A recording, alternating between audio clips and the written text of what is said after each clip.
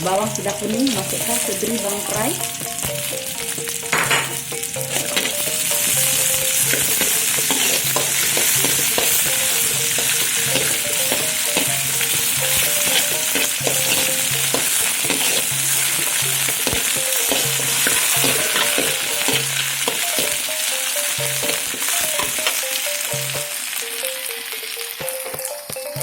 Masukkan wortel, japan, sawi ke dalam tumisan bawang.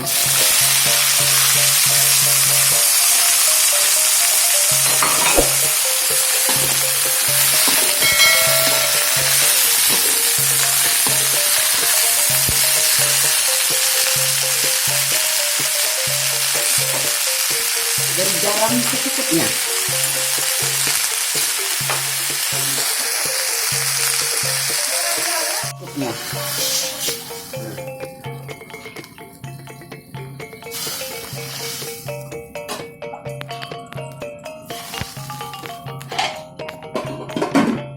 Ajinomoto,